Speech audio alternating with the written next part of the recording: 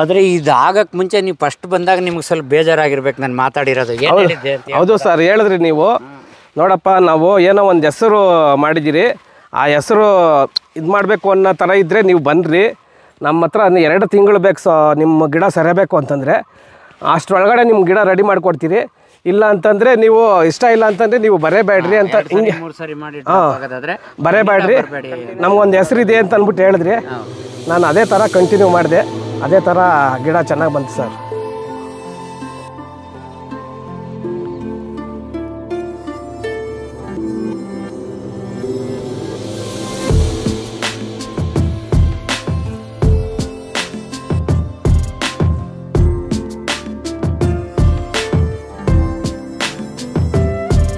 ನಾರ್ಮಲ್ಲಾಗಿ ಎಲ್ಲರೂ ನಿರ್ವಹಣೆ ಮಾಡ್ತಿರ್ತಕ್ಕಂಥ ರೀತಿ.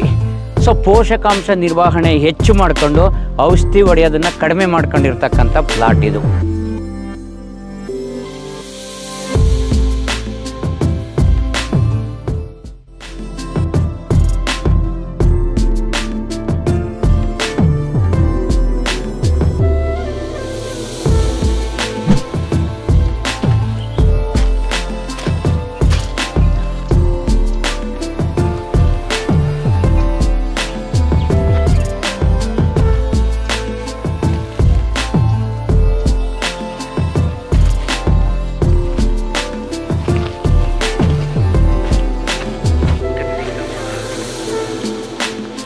ನಮಸ್ತೆ ಮಿತ್ರರೇ, ನೀವು ಈ ಶಾರ್ಟ್ಸ್ ನೋಡಿದ ತಕ್ಷಣ ಅರ್ಥ ಆಗಿರ್ತದೆ ನಿಮಗೆ ನಾನು ಇಲ್ಲಿ ಯಾಕೆ ನಿಂತಿದ್ದೀನಿ ಅಂತ. ಕರೆಕ್ಟಾಗಿ ಡಿಫ್ರೆನ್ಸ್ ಕಾಣಿಸ್ತದೆ ನೋಡಿ. ಇಲ್ಲಿಗೆ ನಾನು ಸೆಂಟ್ರಲ್ಲಿ ನಿಂತಿದ್ದೀನಿ. ಒಂದೇ ತುಂಡ ಅಣ್ಣ ತಮ್ಮಗಳಿಗೆ ಭಾಗ ಆಗಿ 2 ಭಾಗ ಮಾಡ್ಕೊಂಡಿರ್ತಕ್ಕಂಥದ್ದು. ಇದು ಮಾಮೂಲಿಯಾಗಿ ಗುಲಾಬಿ ಬೆಳೆನ ರೈತರಲ್ಲಿ ತುಂಬಿರ್ತಕ್ಕಂಥದ್ದು. ಒಂದು ಏನು ಅಷ್ಟು ಸ್ಟ್ರಾಂಗಾಗಿ ಕೂತಿದೆ ಅಂದರೆ ಗೊಬ್ಬರಗಳು ಕೊಡಬಾರ್ದು, ರೋಗ ಬರ್ತದೆ, ಏನೋ ಗೊಬ್ಬರ ಬಿಟ್ಟರೆ ರೋಗ ಬರ್ತದೆ ಅನ್ನೋ ಒಂದು ಥಾಟಲ್ಲಿರೋದು. ಇಂಥದೇ ಔಷಧಿ ಹೊಡಿಬೇಕು, ಇಲ್ದಿರೋ ಟ್ರಿಪ್ಸ್ ಕಂಟ್ರೋಲ್ ಆಗಲ್ಲ ಅನ್ನೋದು. ಆ ರೀತಿ ನಿರ್ವಹಣೆ ಇದ್ದಿದ್ದ ತೋಟ. ಇವರು ಯಾವುದೋ ವಿಡಿಯೋ ನೋಡೋ ಏನೋ ಒಂದು ಸ್ಫೂರ್ತಿ ಬಂದು ಮಾಡಬೇಕು ಅಂತ ಬಂದಿದ್ದು. ನವಂಬರ್ 8ನೇ ತಾರೀಕು ನನ್ನ ಹತ್ರ ಬಂದಿದ್ದು ಫಸ್ಟು. ವ್ಯತ್ಯಾಸ ಕರೆಕ್ಟಾಗಿ 2 ತಿಂಗಳ ಮೇಲೆ 10 ದಿವಸ ಆಗಿದೆ. ಅಲ್ಲಿಗೆ 70 ದಿವಸಗಳಲ್ಲಿ ಆಗಿರೋ ಬದಲಾವಣೆ ನೀವು ಗಮನಿಸ್ಬೋದು. ಇದು ನನಗೆ ತೀರಾ ಹತ್ರ ಇರ್ತಕ್ಕಂಥದ್ದು. ದೊಡ್ಡಬಳ್ಳಾಪುರ ಟೌನ್ಗೆ ಒಂದು 5 ಕಿಲೋಮೀಟ್ರ್ ದೂರ ಇರ್ತಕ್ಕಂಥದ್ದು. ಕೋಡಿಹಳ್ಳಿ ಅನ್ನೋ ಗ್ರಾಮದಲ್ಲಿರ್ತಕ್ಕಂಥದ್ದು ರಾಜು ಅನ್ನೋ ರೈತರು. ಸೊ ನಾನು ಯಾಕೆ ವಿಡಿಯೋ ಮಾಡಿ ತೋರಿಸ್ತಿದ್ದೀನಿ ಅಂದರೆ, ಗುಲಾಬಿ ರೈತರು ಈವನ್ ಗಿಡ ತಗೊಳ್ಳೋ ನರ್ಸರಿಯಿಂದಲೇ ಗೈಡೆನ್ಸ್ ಕೊಟ್ಬಿಡ್ತಾರೆ ನಿಮಗೆ. ಇದಕ್ಕೆ ಗೊಬ್ಬರ ಬಿಡಬೇಡ, ಇದನ್ನೇ ಮಾಡಬೇಕು, ಹೀಗೆ ಬರೀ ಬೇವಿನ ಹಿಂಡಿ, DAP ಈ ಥರದಲ್ಲೇ ಇದ್ದೀರಿ. ನಾನು ಕಳೆದ 2 ವರ್ಷದಿಂದ ಸತತ ಪ್ರಯತ್ನಗಳು ಮಾಡ್ತಾಯಿದ್ದೀನಿ. ನ್ಯೂಟ್ರಿಷನ್ ಮ್ಯಾನೇಜ್ಮೆಂಟ್ ಮಾಡಲಿಲ್ಲ ಅಂದರೆ ಮಣ್ಣು ಹಾಳಾಗಿ ಹೋಗ್ತದೆ, ಯಾವುದೇ ಬೆಳೆ ನಿಲ್ಲಲ್ಲ, ಈ ರೀತಿ ಆಗುತ್ತೆ. ನೀವು ಪ್ರಾರಂಭದಲ್ಲಿ ಬಂದು ಗಿಡ ಹಾಕಿದಾಗ ಭೂಮಿನಲ್ಲಿ ಸ್ವಾಭಾವಿಕವಾಗಿರೋ ಫಲವತ್ತನಿಂದ ಸ್ಟಾರ್ಟಿಂಗಲ್ಲಿ ಬೆಳೆ ಬರುತ್ತೆ. ನಂತರ 1, 2, 3 ವರ್ಷಗಳ ನಂತರ ಫುಲ್ ಸ್ಟಾಪ್ ಆಗಿಬಿಡುತ್ತೆ. ಎಷ್ಟೋ ಜನ ಕಿತ್ತಾಕಿದ್ದೀರಿ. ಇದು ಆಗಬಾರ್ದು ಅಂತ ನ್ಯೂಟ್ರಿಷನ್ ಮ್ಯಾನೇಜ್ಮೆಂಟ್ ಹೇಳಿದ್ದು, integrated nutrition management. So bio ಸ್ಟಿಮ್ಯುಲೆಂಟ್ಗಳನ್ನ ಡ್ರಿಪ್ ಮುಖಾಂತರ ಕೊಡ್ತಕ್ಕಂಥದ್ದು, AMC ಜೈವಿಕ ಗೊಬ್ಬರ ಡ್ರಿಪ್ ಮುಖಾಂತರ ಕೊಡ್ತಕ್ಕಂಥದ್ದು, ಏನು ಹೇಳಿದ್ದೀನಿ ಅದೆಲ್ಲ ಅಳವಡಿಸ್ಕೊಂಡಿರ್ತಕ್ಕಂಥದ್ದು. ಈ 2 ತಿಂಗಳಲ್ಲಿ 70 ದಿನಗಳಲ್ಲಿ ಆಗಿರ್ತಕ್ಕಂಥ ಬದಲಾವಣೆ ಕಣ್ಣಿಗೆ ಕಾಣ್ತದೆ. ಸೊ ಇನ್ನೂ ಹೆಚ್ಚಿನ ಮಾಹಿತಿ ನಾವು ರೈತರ ಹತ್ರನೇ ತಿಳ್ಕೊಳ್ಳೋಣ. ವ್ಯತ್ಯಾಸ ಕಾಣಿಸ್ತಾ ಇದೆ ಅಲ್ವಾ ನಿಮಗೆಲ್ಲರೂ? ನೋಡಿ ಕರೆಕ್ಟಾಗಿ ವ್ಯತ್ಯಾಸ ಎಷ್ಟು ಎದ್ದು ಕಾಣಿಸ್ತಿದೆ ಅನ್ನೋದು ನೀವೇ ನೋಡ್ಬೋದು 70 ದಿನಗಳಲ್ಲಿ. ಸೊ ಈಗ ನಾರ್ಮಲ್ಲಾಗಿ ಎಲ್ಲರೂ ನಿರ್ವಹಣೆ ಮಾಡ್ತಿರ್ತಕ್ಕಂಥ ರೀತಿ. ಸೊ ಪೋಷಕಾಂಶ ನಿರ್ವಹಣೆ ಹೆಚ್ಚು ಮಾಡಿಕೊಂಡು ಔಷಧಿ ಹೊಡೆಯೋದನ್ನು ಕಡಿಮೆ ಮಾಡ್ಕೊಂಡಿರ್ತಕ್ಕಂಥ ಪ್ಲಾಟ್ ಇದು. ಸೊ ಈ ಬದಲಾವಣೆ ಎಲ್ಲರೂ ತಂದುಕೊಂಡ್ರೆ ಖಂಡಿತವಾಗೂ ಲಾಭದಾಯಕವಾಗಿ ಮಾಡ್ಬೋದು. ನಮಸ್ಕಾರ ರಾಜು ಅವರೇ. ನಮಸ್ಕಾರ. ತುಂಬ ಖುಷಿ ಆಯಿತು ಇವತ್ತು ಔಷಧಿಗೆ ಬಂದಾಗ ನೀವು ಫೋಟೋ ತೋರಿಸಿದ ತಕ್ಷಣ ಖುಷಿಯಾಗೋಯ್ತು ನನಗೆ. ಅದಕ್ಕೆ ಬಿಡು ಮಾಡ್ಕೊಂಡು ಹತ್ರ ಇದ್ದಿಂದ ಬಂದೆ. ನೋಡಿ ಈ ಥರ ಅನೇಕ ಜನ ಕಿತ್ತಾಕಬೇಕು ಅನ್ನೋ ಇದರಲ್ಲೇ ಇದ್ದಾರೆ. ಸೊ ನಿಮಗೂ ಹಂಗೆ ಏನಾದರೂ ಥಾಟ್ ಬಂದಿದ್ರೆ ನಿಮ್ಮ ಅನಿಸಿಕೆಗಳನ್ನ ಒಂದು 5 ನಿಮಿಷದಲ್ಲಿ ಹಂಚ್ಕೋಬೋದಾ ರೈತರ ಜೊತೆಗೆ? ಹಾಂ ಸರ್, ಸುಮಾರು ಜನ ನಮ್ಮ ತೋಟ ನೋಡ್ಬಿಟ್ಟು ಎಲ್ಲ ರೋಟ್ರಿ ಹೊಡೆದಾಕ್ರಿ ಆಗಲ್ಲ, ಮತ್ತೆ ಬೇರೆ ತೋಟ ಮಾಡ್ರಿ ಹೊಸದಾಗಿ ಅಂತ ಹೇಳಿದ್ರು. ನಮ್ಮ ಸ್ನೇಹಿತರು ಯಾರೋ ನಮ್ಮೂರವರೇ ಚೇತನ್ ಇರೋ ಶಶಿ ಅಂತ ಅಂದ್ಬಿಟ್ಟು ಅವರು ನಿಮ್ಮ ಹೆಸರು ಹೇಳಿದ್ರು. ನಾವು ಆಮೇಲೆ ನಾನು ಯೂಟ್ಯೂಬಲ್ಲಿ ನೋಡಿದೆ, ನಿಮ್ಮ ಇದೆಲ್ಲ ನೋಡಿ ನನಗೂ ಇಷ್ಟ ಆಯಿತು. ಇಷ್ಟ ಆದಮೇಲೆ ನಾನು ಇದೇ ಥರ ಮಾಡಬೇಕು ಅಂತ ಅಂದ್ಬಿಟ್ಟು ನಾನು ನಿಮ್ಮ ಹತ್ರ ಬಂದೆ.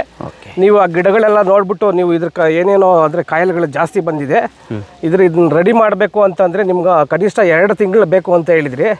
ಅದೇ ರೀತಿ ಹಳೇದು ಫೋಟೋ ಐತಲ್ವಾ ನಿಮ್ಮಲ್ಲಿ? ಅದು ಡಿಲೀಟ್ ಆಗ್ಬಿಟ್ಟಿದೆ. ಅದೇ ತರ ಇತ್ತು, ಸೇಮ್ ಅದಕ್ಕಿಂತ ವರಸ್ಟ್ ಆಗಿತ್ತು ಇನ್ನು.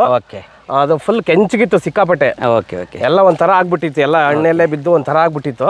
ಓಕೆ. ಆಮೇಲೆ ಈ ತರ ನಿಮ್ಮ ಹತ್ರಕ್ಕೆ ಬಂದ್ಮೇಲೆ ಕರೆಕ್ಟಾಗಿ 2 ತಿಂಗಳು ಅಂತ ಹೇಳಿದ್ರಿ. ಅದೇ ನಂಗೆ ಕರೆಕ್ಟಾಗಿ 2 ತಿಂಗಳಕ್ಕ ನೀವು ವಿಡಿಯೋ ಮಾಡ್ತಾ 2 ತಿಂಗಳು ಟೈಮ್ ಬೇಕು ಅಂತ ಹೇಳಿದ್ರಿ ನೀವು. ಅಲ್ಲಿ ಬಂದ ತಕ್ಷಣ ಹೇಳಿದ್ರಿ, ಅದೇ ತರ ಆಗಿದೆ ಸರ್ ನಮ್ಗೆ. ಓಕೆ. ಈಗ ಈ ವರ್ಷ ಅದೇನೋ ಬೆಲೆ ನಿರಂತರವಾಗಿ ಲಾಭದಾಯಕವಾದ ಬೆಲೆ ಇದೆ ಮಾರ್ಕೆಟ್. ಹೌದು ಸರ್. ನಿಮ್ಗೂ ಈಗ ಇದು ಎಷ್ಟು ಗಿಡಗಳು ಬಂದಿದೆ, ಏನು ಅಂದಾಜು ಇದೆಯಾ ನಿಮ್ಮ? 650 ಗಿಡ ಇದೆ. 650 ಗಿಡ ಇದೆ. ಹೌದು. ತಿಂಗಳ ಲೆಕ್ಕದಲ್ಲಿ ಎಷ್ಟು ಹೂವು ಕಿತ್ತಿದ್ದೀರಿ ಅನ್ನೋದೇನಾದರೂ ಇದೆಯಾ ನಿಮ್ಮಲ್ಲಿ ಐಡಿಯಾ? ಸರ್ ಎಲ್ಲ ಬರ್ದಿಟ್ಟಿದ್ದೀನಿ, ಬಟ್ ಲೆಕ್ಕ ಹಾಕಿಲ್ಲ. ಸೊ 2 ದಿವಸಕ್ಕೊಂದ್ಸರಿ ಕೀಳ್ತಾ ಇದ್ದೀನಿ, ದಿನ ಬಿಟ್ಟು ದಿನ. ಸೊ ಏರ್ಪೇರ್ ಇರ್ತದೆ ಇಳುವರಿನಲ್ಲಿ.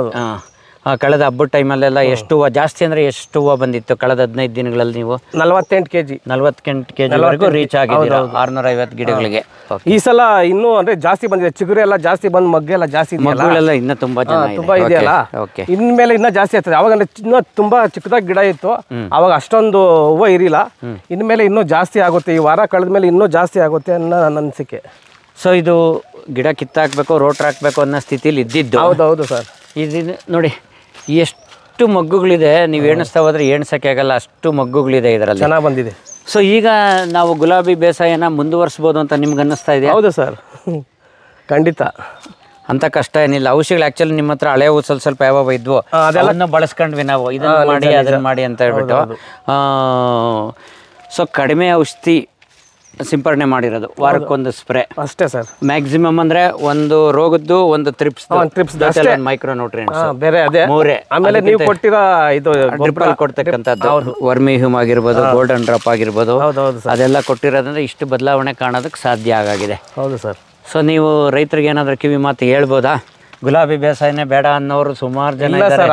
ಅದು ತಪ್ಪು. ನಿಮ್ಮಂಥವ್ರು ಮಾರ್ಗದರ್ಶನದಿಂದ ಬಂದ್ಬಿಟ್ಟು ನೀವೇನು ಹೇಳ್ತಿರೋ ಹೇಳ್ತಿರೋ ಅದನ್ನ ಬರಬೇಕಾಗಿಲ್ಲ, ವಿಡಿಯೋದಲ್ಲಿ ಇರೋದನ್ನ ಅದನ್ನ ನೋಡ್ಕೊಂಡಾದ್ರೂ ಖಂಡಿತವಾಗಿ ನೀವು ಅಳವಡಿಸ್ಕೊಳ್ರಿ ರೈತರೆ, ತುಂಬ ಲಾಭ ಆತೈತೆ. ಬಟ್ ನೀವು ಬೇರೆ ಬಯೋ ಎಲ್ಲ ಹೊಡೆದು ಹಾಳಾಗೋಗ್ಬೇಡ್ರಿ, ಆರೋಗ್ಯನೂ ಹಾಳಾಗ್ತದೆ, ತಕ್ಷಣಕ್ಕೆ ಚೆನ್ನಾಗಿರ್ತದೆ ಗಿಡ. ಆಮೇಲೆ ತಿರ್ಗಾ ದಿನಪತಿ ಮೇಲೆ ಸ್ವಲ್ಪ ಪ್ರಾಬ್ಲಮ್ ಆತೈತೆ, ಅದು ನಿಮ್ಗೆ ಗೊತ್ತಾಗಲ್ಲ, ಅರ್ಥ ಮಾಡ್ಕೊಳ್ರಿ. ನಿಜ ಏನು ನೋಡಿದ್ರು ಬರಲ್ಲ. ಎಷ್ಟು ಹಸಿರಾಗಿ ಹೆಂಗಿದೆ ಎಲೆಗಳೆಲ್ಲ ಚೆನ್ನಾಗಿದೆ. ಇನ್ನು ನೋಡ್ತಾ ಹೋಗೋಣ. ಇನ್ಮೇಲೆ ಸ್ವಲ್ಪ ಬೂದಿ ರೋಗ ಕಾಣ್ಬೋದು ಈ ಕೊನೆಯಲ್ಲಿ. ಈಗ ಗಿಡದಲ್ಲಿ ಕಾಣಿಸ್ತಾ ಇತ್ತು ಸರ್ ಮೊನ್ನೆ ನೋಡಿ, ಇದರಲ್ಲಿತ್ತು ಮೊನ್ನೆ. ಓಕೆ, ನಿಮ್ಗೆ ತಗೊಂಬಂದೆ, ಅದೇ ಅದರಲ್ಲಿ ಮರೆತುಬಿಟ್ಟೆ ನಾನು ಹೇಳೋದು ಬೆಳಗ್ಗೆ. ಓಕೆ, ನೆರಳು ಇದೆ ನಿಮ್ಗೆ ಆ್ಯಕ್ಚುಲಿ. ಹೌದು ಸರ್, ಈ ಭಾಗದಿಂದ. ಬಟ್ ನಿಜವಾಗ್ಲೂ ನಾನು 2 ತಿಂಗಳು ಟೈಮ್ ಹೇಳಿದ್ರು ನನಗೂ ಸ್ವಲ್ಪ ಅಳುಕಿರ್ತದೆ, ಬೇಗ ಆಗುತ್ತೋ ಇಲ್ವೋ ಅಂತ. ನೀವು ಕರೆಕ್ಟಾಗಿ 2 ತಿಂಗಳು ಹೇಳಿದ್ರಿ ಸರ್, ಕರೆಕ್ಟಾಗಿ ಅದೇ ಥರನೇ ನೋಡ್ರಿ. ನೀವು 2 ತಿಂಗಳಕ್ಕೆ ವಿಡಿಯೋ ಮಾಡ್ತಾ ಇದ್ದೀರ ನೀವು. ಸೊ ಮುಕ್ಕಾಲು ಭಾಗ ಬಂದಿದೆ, 5% ರಿಕವರ್ ಆಗಿದೆ ಅನ್ಬೋದು. ಇನ್ನೂ ಒಂದು 25% ಬರಬೇಕು. ಈ ಥರದಾಗೆಲ್ಲ ಇನ್ನೂ ಬರಬೇಕು, ಚಿಗುರು ಬರಬೇಕು. ಇದರಲ್ಲಿ ಈಗ ಬರ್ತಾ ಇದೆ. ಈಗ ಕೆಲವು ನೆರಳಿರೋದು ಸ್ವಲ್ಪ ಸ್ಲೋ ಆಗಿದೆ. ಅದು ಅಷ್ಟೇ, ಹೋಗ್ತಾ ಹೋಗ್ತಾ ಅಲ್ಲಿ ಚೆನ್ನಾಗಿ ಬರ್ತಾ ಇದೆ. ಸೊ ಈಗ ನೀವು ಮನೆಗಳೇ ಹೋಗಿ ಕಿತ್ಕೊತೀರಾ? ಹೌದು ಸರ್, ನಾನು ನಮ್ಮ ಹೆಂಗಸರು ಇಬ್ಬರೇ ಕಿತ್ಕೊಂಡ್ಬಿಡ್ತೀರಿ. Okay okay. ಬೆಳಗ್ಗೆ 5:45 6 ಗಂಟೆಗೆ ಬರ್ತೀರಿ. 9:45 10 ಗಂಟೆ ಅಷ್ಟೊತ್ಕ 38ರಿಂದ 40 kg ಬಿಡಿಸ್ತೀರಿ. ಈಗ ಇವತ್ತು ಹೋಗಿದ್ರೆ ನೆನ್ನೆ ಹೋಗಿದ್ರೆ ಮಾರ್ಕೆಟ್ಗೆ? ಸರ್ ನೆನ್ನೆ ಹೋಗಿದ್ದೆ. ನೆನ್ನೆ ಏನು ಬೆಲೆ ಆಯ್ತು ನೆನ್ನೆ? ಅದು 100 ರೂಪಾಯಿ ಹಾಕಿದ್ರು ಸರ್, ಸ್ವಲ್ಪ ಕಡಿಮೆ. ಲೇಟಾಗಿ ಹೋದೆ ನಾನು. ಲೇಟಾಗಿ ಹೋಗಿದ್ದೆ? ಹೌದು, 100 ರೂಪಾಯಿ. ಈ ವಾರ ಎಲ್ಲ ಬೆಲೆ ಚೆನ್ನಾಗಿದೆ ಅಲ್ವಾ? ಹಾಂ, ಚೆನ್ನಾಗಿದೆ ಸರ್. ಓಕೆ. ಈ ಸಲನೇ 100 ರೂಪಾಯಿ ಆಗಿರೋದು. ಮೊನ್ನೆ ಎಲ್ಲ 180 200 ರೂಪಾಯಿ ಇತ್ತು. ನೋಡಿ, ನಾವು ಬರ್ತಾ ನಿಮ್ಗೆ ಗೊತ್ತಾಗುತ್ತೆ ವ್ಯತ್ಯಾಸ. ರೈತ ಬಂದವರೇ, ಇವರು ಸ್ವಲ್ಪ ಲೇಟಾಗಿ ಏನೋ ಬ್ಯುಸಿ ಆಗಿದ್ದಾರೆ, ಅದಕ್ಕೆ ಬರೋಕ್ಕಾಗಿಲ್ಲ. ಇವರು ನೆಕ್ಸ್ಟ್ ಅಳವಡಿಸ್ಕೋಬೋದು ಇದನ್ನು. ಚೆನ್ನಾಗಿ ಬಂದು ನೋಡಿ, ಎದ್ದು ನಿಂತು ನೋಡಿದಾಗ ವ್ಯತ್ಯಾಸ ಎದ್ದು ಕಾಣಿಸ್ತದೆ. ಎಲ್ಲ ಮಗ್ಗು ಎಲ್ಲ ತುಂಬ ಚೆನ್ನಾಗಿ ಕಾಣುತ್ತೆ ಅಣ್ಣ. ತುಂಬಾ ಇದೆ, ಭಾಳ ಪ್ರತಿಯೊಂದು ಸುಳಿನಲ್ಲದೆ. ಸೊ ಅದು ನಿರ್ವಹಣೆ ಸರಿ ಹೋಗಲಿಲ್ಲ ಅಂದರೆ ನಿಮಗೆ ಸ್ವಲ್ಪ ಇನ್ನು ತ್ರಿಪ್ಸ್ನ ತೀವ್ರತೆ ಜಾಸ್ತಿ ಆಗ್ಬೋದು ಅನಿಸುತ್ತೆ ಇನ್ಮೇಲೆ ಸ್ವಲ್ಪ. ಓಕೆ, ಇಲ್ಲಿ ಇನ್ನೂ ಸುತ್ತಮುತ್ತ ಬೇರೆ ನೋಡಿ, ಇದೆಲ್ಲ ಹೊಸ್ದಾಗಿ ಬಂದಿರ್ತಕ್ಕಂಥದ್ದೇ ಕುಡಿ. ನೋಡಿ, ಇದರಲ್ಲೇ ಇದೊಂದು ಗಿಡದಲ್ಲಿ ಎಷ್ಟಿದೆ. ಹೌದು ನೋಡಿ, ಚೆನ್ನಾಗಿ ಬರ್ತಾ ಇದೆ. ಸೊ ಬಾಟ್ರೈಟಿಸ್ ರೋಗ ಮೊನ್ನೆ ಹಿಡಿತದಲ್ಲಿ ಇನ್ನೂ ತುಂಬಾ ದಪ್ಪ ಇತ್ತು ಹೂವು. ತುಂಬಾ ದಪ್ಪ ಇತ್ತು. ಹೌದು, ಇನ್ನು ಈಗ ತೊಟ್ಟೆಗಳು ಅಷ್ಟೇ ಮಗುಗಳ ಚೆನ್ನಾಗಿತ್ತು. ಸಂಖ್ಯೆ ಜಾಸ್ತಿ ಆಗೋಗ್ಬಿಟ್ಟಿದೆ. ಜಾಸ್ತಿ ಆಯ್ತು, ಅದೇ. ಈಗ ಇನ್ನು ಸ್ವಲ್ಪ ಫೀಡಿಂಗ್ ಜಾಸ್ತಿ ಮಾಡಬೇಕು, ಸ್ವಲ್ಪ ಊಟ ಜಾಸ್ತಿ ಕೊಡ್ಬೇಕು, ಜಾಸ್ತಿ ಕೊಡಬೇಕಾಗ್ತದೆ ಫೀಡಿಂಗಿಗೆ. ಬಟ್ ಕಲರ್ ಚೆನ್ನಾಗಿದೆ. ಹೌದು ಸರ್. ಹೂವು ಸೈಜ್ ಬರಬೇಕು, ತೊಟ್ಟಿನ ಸ್ವಲ್ಪ ಉದ್ದ ಬರಬೇಕು, ಅಷ್ಟು ಅಪ್ಡೇಟ್ ಆಗಬೇಕಾಗಿದೆ. ನೋಡಿ ನಂಬರ್ ಆಫ್ ಫ್ಲವರ್ಸ್ ಏನಿದೆ ಇದು ತುಂಬ ಚೆನ್ನಾಗಿದೆ ಎಲ್ಲ. ನಾನು ಓಕೆ, ಇಷ್ಟು ನೀವು ಅಳವಡಿಸ್ಕೊಂಡಿದ್ದು ಇತರೆ ರೈತರಿಗೆ ಮಾರ್ಗದರ್ಶನ ಆಗುತ್ತೆ ಅಂದ್ಕೊಂಡಿದ್ದೀನಿ ನಾನು. ಖರ್ಚು ಕಡಿಮೆ ಮಾಡಿಕೊಂಡು ಗುಣಮಟ್ಟದ ಹೂ ಬೆಳೆದಾಗ ಖಂಡಿತವಾಗ್ಲೂ ನಿಮಗೆ ಬೆಲೆ ಕಡಿಮೆ ಆದಾಗಲೂ ನಷ್ಟ ಆಗಲ್ಲ, ಹೆಚ್ಚಾದಾಗ ಒಂದು ಬೋನಸ್ ಥರ ಆಗ್ತದೆ. ಥ್ಯಾಂಕ್ ಯು, ಧನ್ಯವಾದಗಳು. Thank you sir. Thank you.